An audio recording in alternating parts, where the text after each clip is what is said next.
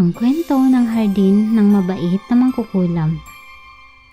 Sa nayo ng santol, may alamat tungkol sa isang matandang mangkukulam na naninirahan sa gitna ng gubat.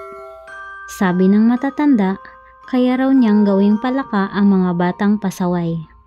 Kaya naman lahat ng mga bata ay takot sa kanya, maliban kay Mila, isang batang may malikot na imahinasyon. Ano kaya kung hindi siya masama? Tanong ni Mila sa kanyang lola Belay. Mas mabuting umiwas kaysa magsisi. Ngunit isang araw, dumaan ang tagtuyot. Natuyo ang kanilang pananim, nauhaw ang ilog at nagkasakit ang ilan sa mga matatanda.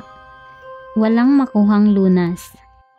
Dahil sa pag-aalala sa kanyang lola na nilagnat at di na makabangon, nagpasya si Mila na puntahan ang gubat upang humingi ng tulong sa mangkukulam, kahit pa siya'y takot. Habang lumalalim ang kanyang paglalakad, napansin niyang ang paligid ay unti-unting nagbabago. Ang mga tuyong dahon ay muling sumisibol at ang hangin ay may halimuyak ng bulaklak. Hanggang sa nakita niya ang isang hardin na parang mula sa panaginip.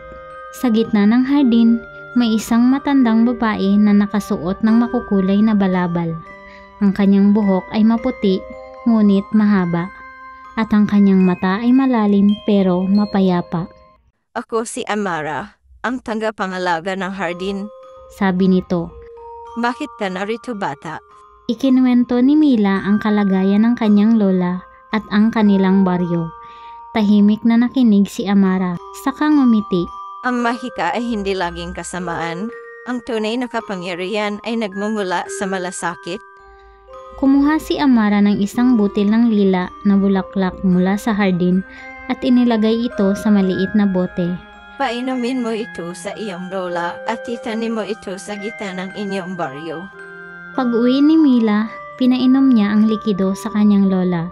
Sa loob ng ilang minuto, bumaba ang lagnat ni Lola Belay at muling nakangiti. Ikinuwento ni Mila ang lahat sa mga taga-nayon. Sa unay, hindi sila naniwala. Ngunit, nang itanim nila ang lila na bulaklak, unti-unting nabuhay ang lupa sa paligid nito. Sa loob ng isang linggo, muli nilang naranasan ang ani. Dumami ang mga prutas at ang ilog ay muling bumukal. Nagsama-sama ang mga taga-nayon at nagtungo sa gubat upang pasalamatan si Amara. Humingi sila ng tawad sa maling paghusga at pinakiusapan siyang bumisita sa kanilang baryo. Mula noon, tuwing pista ng ani, si Amara ang parangal na bisita.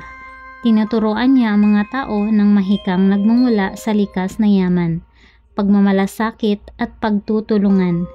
Si Mila naman ay lumaki bilang tagapagmana ng hardin.